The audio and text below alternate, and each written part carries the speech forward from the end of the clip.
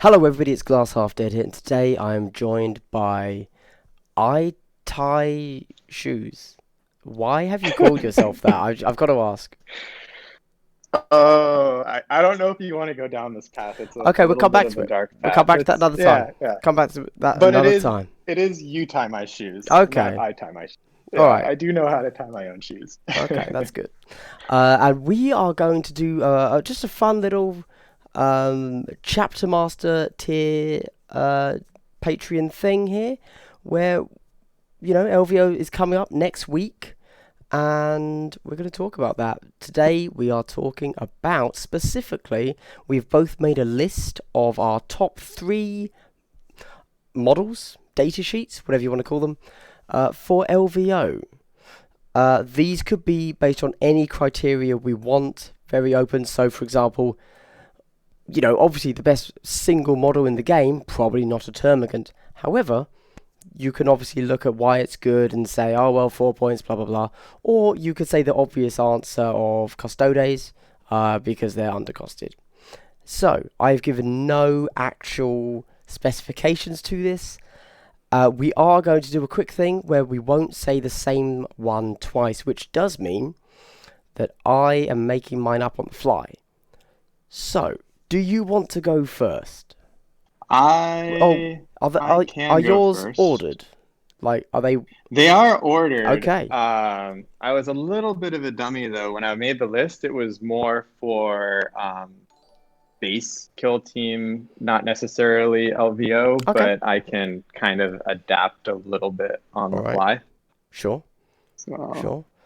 I'll go Well, ahead and do do do you that. want to go first? I can go first if you want. Yeah, go first with your number three, and I'll kind of flip these around. Right. Okay. So mine aren't ordered because I'm making them up on the spot. Let me think. What I think in LVO specifically, obviously it's not hugely specific, but I'm actually going to say Necron Flayed ones.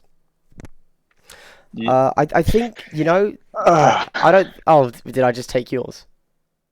you did. Yeah. I was Okay. gonna, but go for it All because right. Okay. maybe I'll have to screenshot it and be like, yeah, we were thinking about the Yeah. Don't same say thing. these. So Okay. yeah, yeah, Okay. go So for it. for anyone that doesn't know, Necron Flayed ones, they T4 4-up save, no invols or anything, unlike a Zangor, but you're getting 3 attacks. And you can reroll wounds with their weapons, and of course, you would take the sub faction that allows them to reroll hits, and that's really, really strong. It means that weirdly, they're actually like one of the best killing models for 10 points. It's kind of nuts. Yeah, there you go. Necro. Oh, and obviously reanimation protocols, which also makes them one of the most durable. In a bizarre way. For example, you might look at a flayed one and say this only has a 4-up save. I might prefer to take an immortal. For the +1 save there, the 3-up save. However, if I'm honest, I would actually take the minus to the armor save and still, but drop those 6 points to make it 10 points and rely on reanimation protocols pretty much every day of the week. Yeah, There you go. Easy.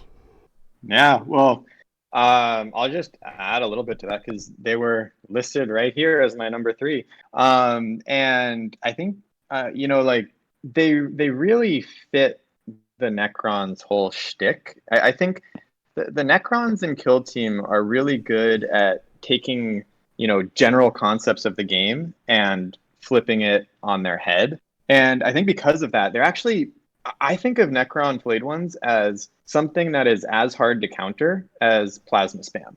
Because what you have to do to counter it is something that you normally wouldn't want to do. So, like an example of what I was talking about for like Necrons turning things on their head, like you just look at their reanimation protocol. Like, Necrons, they're tough, they have high toughness, they have a decent armor save. So weapons that normally are good against that have high strength, have high AP. Those are gonna tend to have high damage. So in order to kind of because of the high damage, the reanimation protocol kicks in, and then the Necrons counter that weapon. So like in order to counter them by shooting, you kind of have to find the niche weapon that doesn't have high damage but still has high strength and high AP, which is difficult. And it's the same thing with Necron Flayed ones. So the Necrons in general kind of suck at close combat. You have your Necron Warrior, Necron Immortal. If you get into close combat with them, they're going to be the ones backing off and then trying to shoot you back. But when you look at the Flayed ones, they don't have any AP, so you would think, hey, they're not very good at combat, but they counter teams that are good at combat. And like when a team is good at combat, they tend to have a lot of almost kind of like filler, fluffy, scrubby combat guys to kind of fill the gaps. And that's what the Necron Flayed ones are really good at. And like in order to beat the Necron Flayed ones, you can't beat them by like attacking them with non-elite guys. You kind of have to like run away and take advantage of the fact that they have no weapons. So it's kind of like in order to beat them, you have to do the thing that you normally don't do to beat that kind of thing. And I think that makes them really hard to counter. Plus they're 10 points and they're hard to kill. So yeah. And as Glimmer One points out, you can deep strike 3 of them, which is obviously very good. As Recon Sweep, and is especially still a thing. And going to LVO, since I've been kind of critical of the hold kill, one of the things that I think people should play around with is keeping units in reserve. If you keep a unit in reserve, they're not going to be able to get the points for killing it. So if you're a Necron team and you have a bunch of Flayed ones, which are melee, melee are not going to get any hold kill on turn 1. So maybe you don't even want to deploy some guys on turn 1 at all. That would just be candidates to get like shot up. Maybe you want to keep everybody hiding on turn 1. If the other team is just all kills, and then you deep strike them on turn 2. I would encourage people to kind of play around with that. Play around with keeping units in reserve more. Use reserve as a way to ignore getting shot. Because one of the things I was thinking of on Hold Kill, not to kind of sidetrack too much, but I played Hold Kill in Arena, and I liked it a lot more because when you're in Arena and you have the walls, you can make sure that none of your guys are a target. But in a lot of open maps, there's no way of making sure that nobody is a target. And so the only tool you have to do that is actually reserves. So yeah, that's a very good point on the deep strike. Except reserves aren't allowed in Arena. Right. But I guess. But anyway, moving on. So what is your number 2? Yeah. What is your number 2? Yeah, I'll go. Just because you're probably. Yeah, because otherwise I'll steal it. I'll steal it. Yeah. Yeah. So my number 2 is gonna be the Drukhari Grotesques. And the reason I'm putting Grotesque. This guy, he is one of the few high. So when you look at the high point models, like the ones that are 30 points or more from a lot of them are just like super bloated cost for what they're worth. And the only exception to this is Custodies. Custodies are undercosted, and the reason they're undercosted is because you can only take Custodies in that army. Like if you were able to take Custodies and Poxwalkers, or Custodies and even Scouts, they would be the most overpowered army in the game. But because their points limits them to 3, in order to make the army even relatively viable, then they had to undercost them. So now you look at what can stand up to a Custodies just by pure stats, and the Grotesque is one of the few things that can. They have high toughness, high strength, like 4 wounds, and they get a 4+ in vulnerable save. And they have a high number of attacks, and they have an 8-inch movement. They're just physically beats. And I think the advantage that they have, I don't have Custodes on my list, but the advantage the Grotesque has over the Custodes is in 125, you can take, let me pull up my list that I had with Grotesques, but I think you can take like 2 Custodes and then fill the rest with a couple of Mandrakes, and then you could have your leader be a Wrath with a sniper. Yeah, 2 Grotesques. I think you can do, let's see, maybe like 2 Mandrakes, like 1, and then you could have the Rack leader guy with the sniper rifle thing as your demo specialist. And so that guy, as a demo specialist, he's going to get +1 to his wound rolls, which is going to mean he's going to be mortal wounding on 5 or 6, which is, that's not bad when a lot of the enemy in LVO is going to be having, high and vulnerable saves or lots of HP. But you can make a little bit more balanced army than the Custodes if you build it around the Grotesque. So that's my number 2. Okay. Okay, that's a solid one. To be honest, I hadn't really considered Grotesques as being at that kind of tier. You're right though, like for a big model, it'll do that. Yeah, I personally, I've just come off the back of playing a bunch of big bugs where I got my big bugs shot by plasma spam turn 1 every time. So I'm feeling a bit salty about expensive models right now, but sure. Fair. No, that's good choice. So, there are so many. But I'm actually going to follow your lead a little bit there. Not Custodes. All right. I refuse to say Custodes. Yeah, I know. Because they're a bit of an obvious one. Because you mentioned that they were undercosted for a particular reason, but the playtesters have kind of unofficially confirmed that they were mandated by GW. You have to fit 3 in 100 points, so they could only possibly be 33 points. So if you were to actually tally up their stats, they are heavily undercosted, and if you could take anything else with them, they would be absolutely ridiculous and 100% the best team. However, I am going to follow your lead in the terms of Drukhari. Now, you might think I'm going to go Rax, because I do think Rax ban is very viable. I think you're going to put what was originally on my list, and I'll laugh if you do. Oh, I am, aren't I? Okay. Let's see. I'm going to go Mandrakes.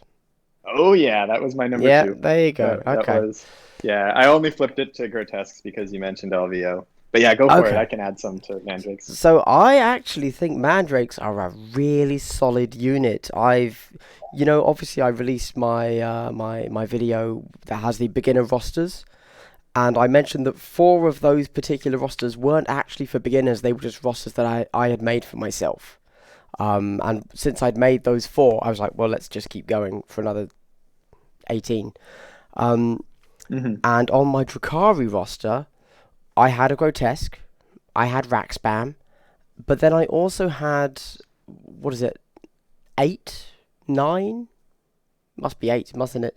Mandrakes as a list, plus a Clavex, and that's the list. And I've run that, and I have found it absolutely devastates Marines, because obviously Marines are paying for their good BS, and you just -2 constantly, minimum. Suddenly they're not doing anything. And you're actually really solid in combat. 6s are a mortal wound, Like, yeah. You could get real work done. The 6s are the mortal wound on the shooting, but yeah, they still have 3 attacks, strength 4, -1 AP in combat, yeah. Yeah. I think they're really strong. And I've actually just recorded a video where I said it, but I have no idea when this is being released. But, I actually was going to be I had considered taking Drukhari, specifically that roster that is shown in that video, to LVO. Unfortunately, I can't. I don't have the models with me at the moment. Otherwise, I would. You don't have... Which models do you not have? Maybe I should all of them. Models to somebody from... you don't have... All of them. Racks? A member from my Discord, a guy called Marcus Stroh, is a pro painter, and he offered to paint them for me. Nice. So I was like, yeah, I'll do that. Let's do it now. Kill Team Stream, you are correct. This is being streamed, but I'm also recording this to make a video for YouTube as well. Out of curiosity, before we move on to your number 1 pick, Kill Team Stream, Sheldon, whatever. Yeah. Does say in the chat here, Alec, Drukhari player, I don't know if you know him, is considering taking 3 Grotesques for games against Custodes. What do you think of that? I think that is pretty solid. Yeah, that sounds good, actually. Yeah. Yeah, I'm a fan of that. Yeah, no, Alex, I think one of the best Drukhari players out there. I met him at SoCal, and Yeah. he definitely knows his stuff. I mean, he's the guy that Michael was mentioning is like the fastest player that he ever played. Right. So yeah. Right. Okay. Yeah. No, I think Actually, I did. Actually, if I could, I wanted to add one more thing about the Mandrakes since I okay. had them Yeah. on my Do it. original list. Yeah. So um, just from a kind of like a philosophical point of view, when you look at Drukhari, they're like one of the armies that are almost like three armies in one, just because of the way that their sub factions work. Basically, it's one of those deals. Everybody in your list has to be the same sub faction or be a mercenary. Yeah. So you kind of pick one and go with it. And so, along those lines, if you're doing rack spam or you're doing witch spam or you're doing cabal spam, like you're gonna have a pretty big weakness that if you're at a tournament and you're playing 5 games, chances are somebody is gonna counter that. And the thing about mandrakes is it's kind of similar to the whole thing about the Necron Flayed ones. It's like the things that you normally think would counter them are not going to counter them. They're just kind of like they're so good in every situation that there's always an out. Like if the other team is trying to shoot you and you're and they have good BS, you just go and cover. It's -2 for them to hit you, and then in addition, you even have a tactic to make an important guy like your leader an additional -1. So it's like they're going to be hitting you on 6s. And in addition, like let's say, they outgun your mandrakes. Well, they're not going to both outgun and outcombat your mandrakes. So then you charge with them and get them into combat. They're just so flexible and they fill every single hole. And they basically are the reason that like witches, cabalites, or racks are all viable. If you use the mandrakes as a core, they can kind of fill anything that they need. Yeah. So yeah, they're really, really solid. And of course, they can also be deep striked as 3 from reserve, just like Flayed ones can. Although I'm going to be honest, I wouldn't do that. I feel that your shooting turns, where you're still at long range, so your 6s to hit at best, are too valuable, and I wouldn't really want to give them up probably.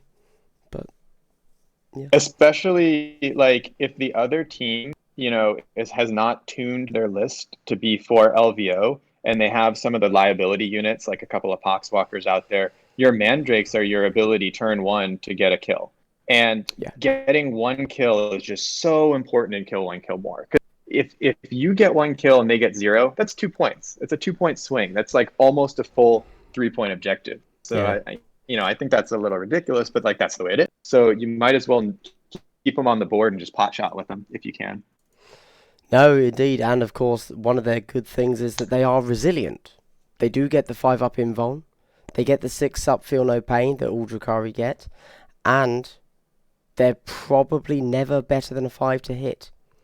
Like that is very tough to kill for completely different reasons than a Flayed one is tough to kill. But still equally important. Right. And just very quickly, Glimmer1 says in chat, the guy at our store plays Mandrake spam and 8+ Mandrakes murder Custodes, which makes sense.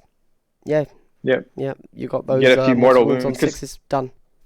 Yeah, because nice. the mortal wound, the sniper rule is you do a mortal wound in addition to still hitting. So Yes. when you hit something that has multiple wounds, you're going to still do your normal hit, and then you're also going to do the mortal wound, which you don't really get the advantage of that on a 1 wound model.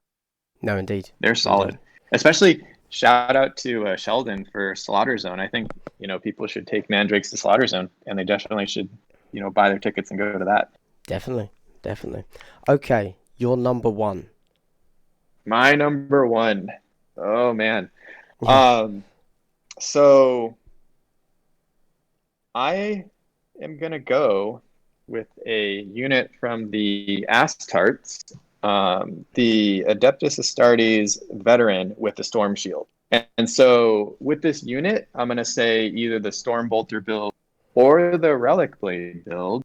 So I have a few numbers to kind of share with people. So I'm a computer engineer as my main job, and so I have this little dummy simulation program where I don't like to calculate statistics because statistics are pretty darn hard to really calculate for this game. So what I did is I just kind of built this little simulator where you just have the stats for 2 units, and then you just have them attack each other a certain number of times, and you see how many turns it takes for one to kill the other. And that includes like keeping flesh wounds and storing them on the unit, and then having that add to the damage roll for the other one.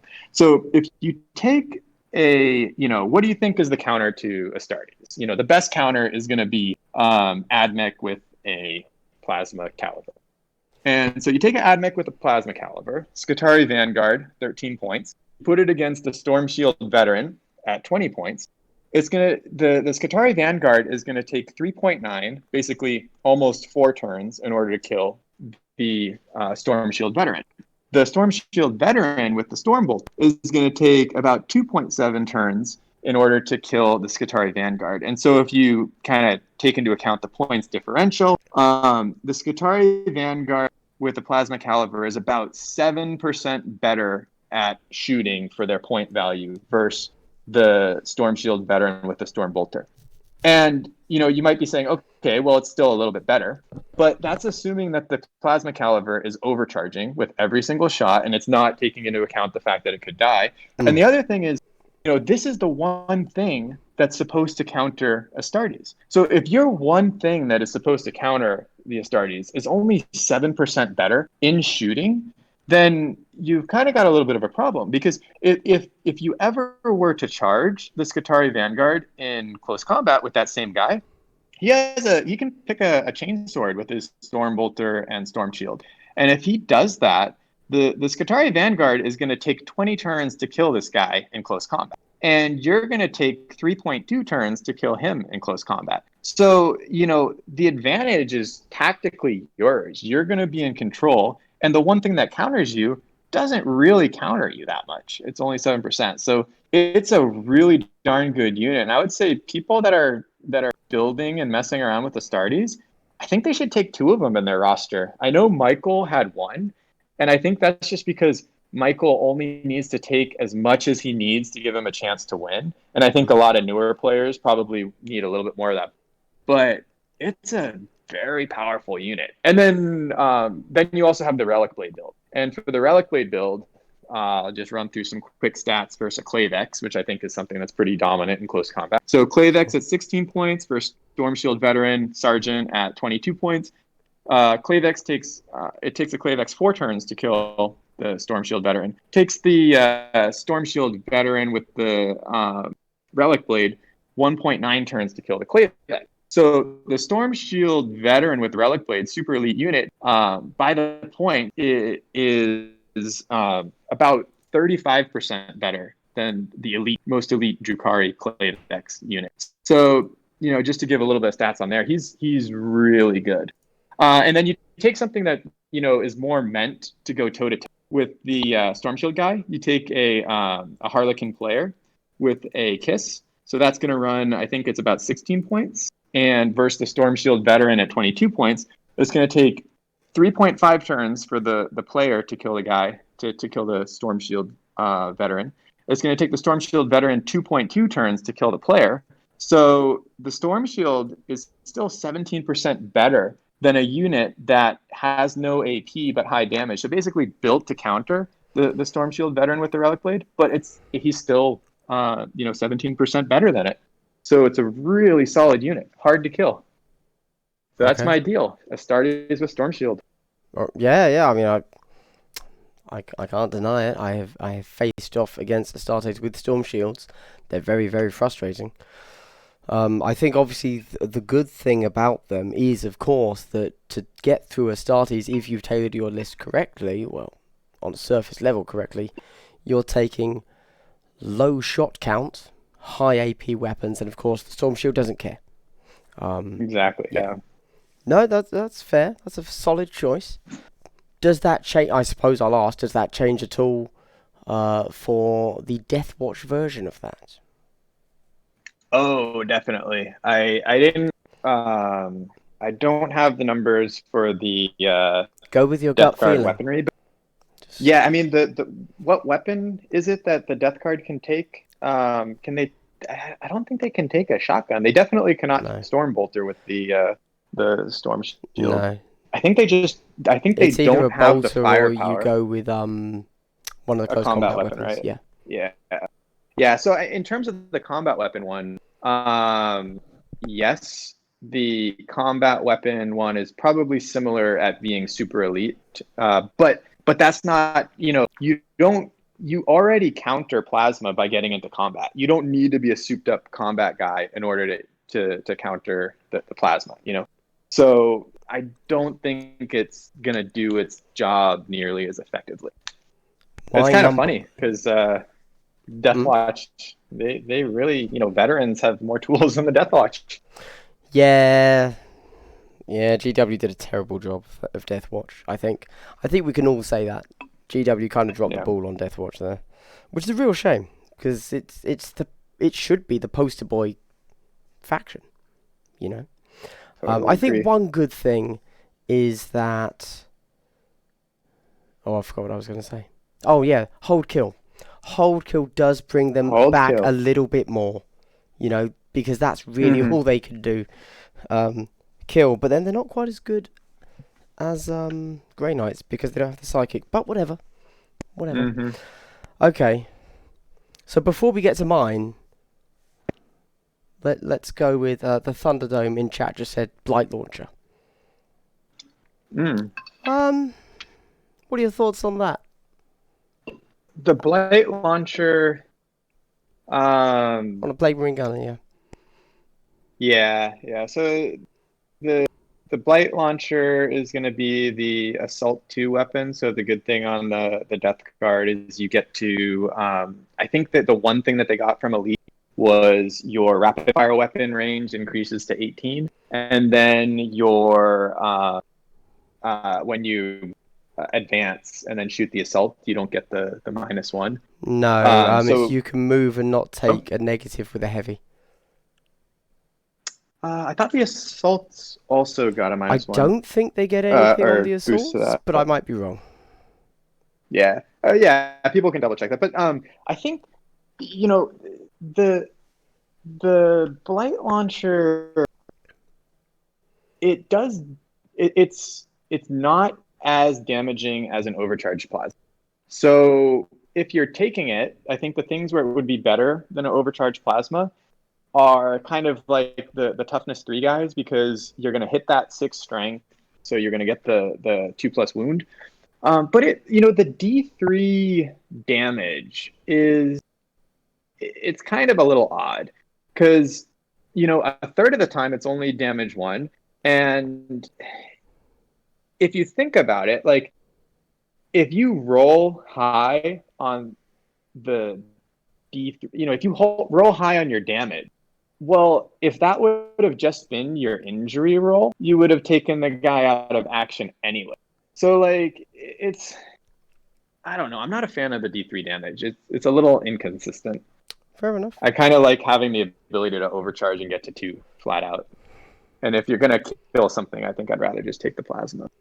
But I do think people have forgotten about how good how tough the Death Guard are. Super tough units in general. They do have the toughest normal Terminators. Yeah, 4 up in Vuln, Yeah, 5 up Feel No Pain. Have fun getting through yeah, those.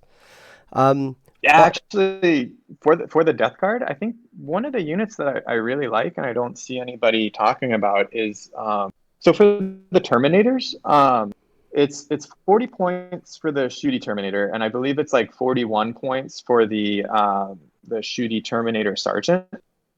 Something around that. And so like you can take a 40-point melee Terminator as well, like a combat one, and you can give it like a flail. So then you get this guy that has like 2 attacks with a flail, and that's all he does. Or you could just take the shooty sergeant, who has he's gonna have, I think, 3 attacks base because he's the sergeant. He has his like plague power sword, so he gets to reroll the wounds. But you can make him a combat, and then he goes up to 4 attacks, and then you can give him a combi flamer. So it's this dude with like 4 attacks, strength 4, with an AP -3 weapon. So you don't want to get into combat with him, and he's got a flamer, and you just like deep strike him in. And what are they going to do? He's got a 4+ invulnerable save. He's got the 5 up feel no pain. He's a pretty tough cookie to deal with. So that would be my Death Guard pick. okay. Um, yeah, I'm not going to go into it too much because time is a thing. But Exactly. not the blind launcher.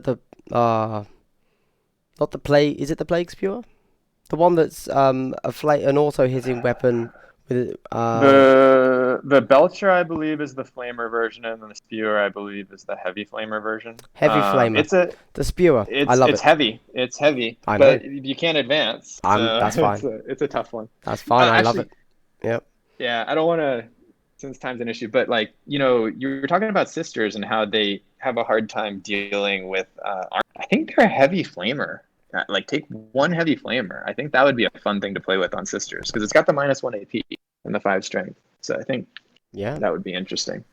Well, you But can add that heavy up stuff. with a pious fawn as well if you want. Yeah. Let's because I'm basically holding back my actual final pick. Mm, Because a few people have said in drum chat roll. what there is. So we'll have a quick chat about those. If anybody else in chat wants to give their number one best unit, feel free. Kill Team Stream says best unit is Berserker Champion with 2 lightning claws. He does put a lull at the end, so I'm not sure if it's a joke or not. It's, you know what? In theory, Berserkers meant to be really good. Every Berserker I've seen in a game has fluffed everything. I don't know if Berserkers are cursed. In theory, Berserkers are meant to be absolutely top tier. I agree. I have yet to see one do more than kill a single model. I've been wiped by Okay, Berserkers. so One they of do the do guy things. Okay, Andrew that played Necrons at SoCal. I think he got to one of the final tables on day 2, but yeah. he has a heretic to start his army, so I played him a couple times, Okay, and they're pretty tough. You don't want to touch them, no. Okay, but you can avoid touching them. So that's the thing. if you can, that is. Yeah. Okay, we then have JT Dog Zone or Dogs One. Who knows? Suppressors. And hello, Deathwatch for Booty. How's it going? Suppressors. Yeah, it's Andrew. So don't get me wrong. I think they are really good. They have a very very specific niche though, and that is why I wouldn't put them in a top 3 list.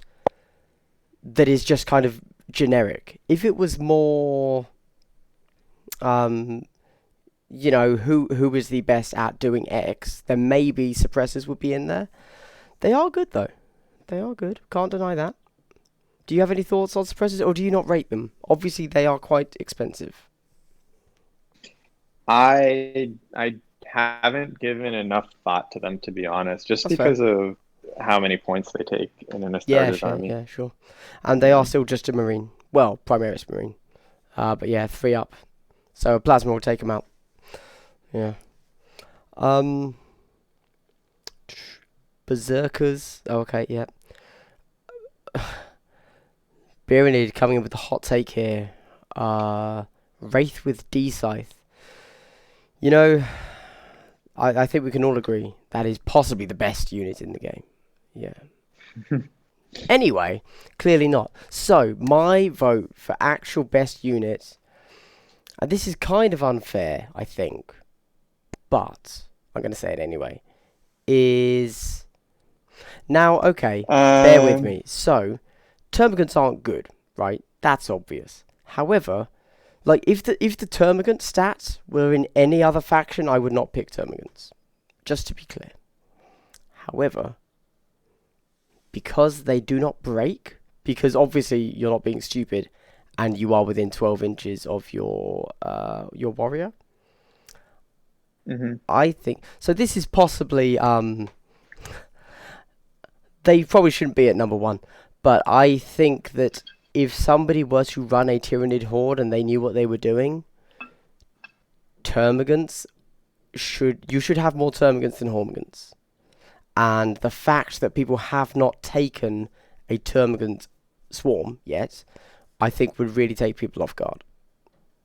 What was Necron Chuck's army? Do you know how many Termagants he actually ran? I know he had Yeah, his list, but I don't know how many he ran it. no, gonna have to pass on that one. I can't remember. Yeah, no, I agree with you that Termagants are better than Hormagaunts. I think one thing that I don't think people realize or really think about when it comes to close combat is, a lot of the times you only need to be better than your opponent in close combat. You don't need to, if you have Termagant spam and you're able to put like two Termagants, one guy of equal points. So I don't know, let's pick like an Eldar unit with like shooting. Um, you're gonna have the advantage in close combat, and it's gonna the onus is gonna be on them to back away, and then that's gonna get rid of a turn for them. So like it's very binary. Like as long as you're slightly better than the other guy in combat, then you're better than them in combat, and they got to get out of it. So you Or, don't really need. as with all hordes, you just have to hope they don't 50-50 you on the injury roll. I mean, that's why hordes Right. are powerful. Yeah. Because of Yeah. that mechanic. That's the only reason.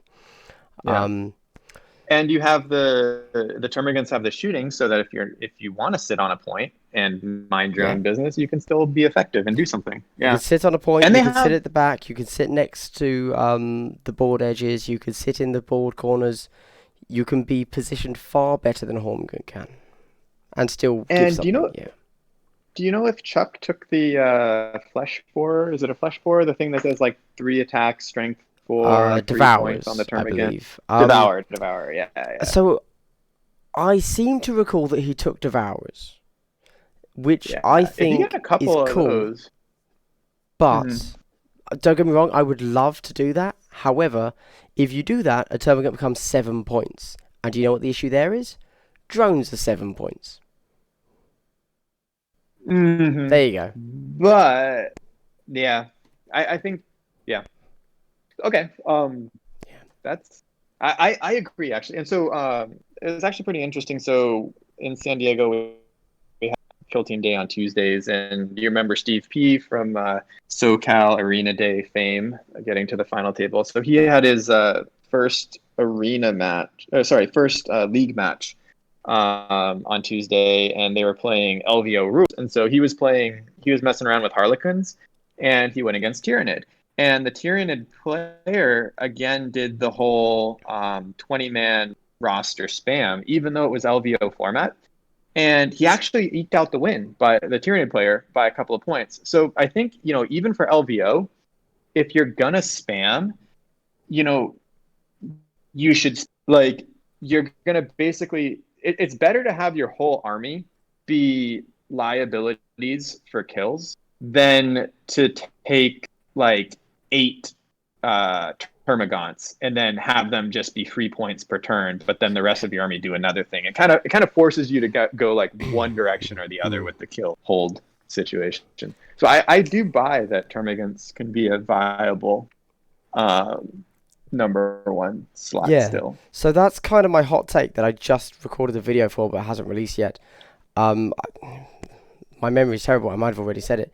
But I think even in hold kill, I think swarms are still super good. Like I think a lot of people will see, oh no, if I lose a few of my little guys that are easy to kill now, I'm losing points. That is true. Mm-hmm. I don't think it matters. Like as much as people think Yeah, is what I'm saying on that. So I would still fully I expect to see swarms do well at or hordes do I well. I 100% agree with you there, and that kind of goes into one of the more of the stuff I don't necessarily like about hold kill. Um, Sure. if you think about, like imagine you're going against a shooty team and you have a horde team. They're not going to be getting kills on turns 3 and 4 if you play properly. So your horde is still going to do well. Mm. Because if you just kind of like tie up and get into combat, chances are maybe they won't kill you. So yeah, it's hard to predict who gets the benefit. Indeed. Anyway, this has been our top 3 units, data sheets, models, whatever you want to call them, for LVO, which is happening. I have no idea when I'm releasing this video on YouTube, but next Friday. There you go. I'll release this tomorrow. There you go. That makes it easy. It's happening in 1 week from now, and I'm gonna be there. You're gonna be there, I assume. I'm not. Oh, disaster. Okay. It's Chinese New Year that weekend, and my fiance is Chinese, so we gotta do some celebration Are you stuff. thinking a one weekend divorce kind of thing, or I know, right? yeah? Okay, I, all right. I was seriously considering going just for Friday, but I'm not gonna Okay, make it. fair enough, fair enough. Well, I will I'm not gonna do see you Slaughter there in Zone. that case. But you Yeah, know what? I'm playing in the GT, so that just means one less opponent to be afraid of. So I'm okay with that. yeah. Until you see Yeah. my record, then you're like, easy food. Oh yeah, yeah. Oh, a free win. Damn. Yeah. All right. Well, thank you very much for joining me on this interview and coming up with. You did way more work for this than I did. You actually made a list. I just came up with mine on the fly. You even made a list of five. I know. So I can only apologise for that. Um, and yeah, do you want to say goodbye to the beautiful people? Oh yeah. I do want to say goodbye. You could give Do shout you outs want and to stuff as hear? well if you want to do that. Oh yeah. So definitely a shout out to Sheldon. Well, I mean, first of all, like shout out to Kill Team Academy and Kill Team Stream for you know putting the time and effort into these packets. I know, like like on the Discord, I think I'm like the number one like Grinch guy who always is giving like criticisms, but that's just because I want the it's kind of like being type A and trying to like, fix stuff. But like they've put in a lot of effort and they're way better players than I am. So I think it's a definite like huge benefit for the community to see what they're doing. So if people can't make LVO, then they should definitely get tickets for Slaughter Zone. Temecula is a pretty cool place. You can probably find a good deal on a hotel there. And the event, the location is at an Indian casino, which is like a pretty spectacular place. It's kind of a lot of money went into building it, and they built it pretty well. So people should definitely go to Slaughter Zone. Okay, awesome. And I'm just going to throw it in there. If you're not in America, go to the LGT instead, June 27th, 28th. What can I say? Okay. Well, thank you very much for turning up to watch. If you want to Yeah, drop thank in the you. comments, what your thoughts are. Top three, top one, whatever. Treat yourself. Do whatever you want to do. I'd definitely be interested to read those because, as I say, or as is going to be the topic of Monday's video, I think I don't know what I'm doing for LVO, and I need to decide really quickly. So if anyone has any tips, please tell me. Thank you. And I hope you've had a good day and continue to have a good day. Goodbye.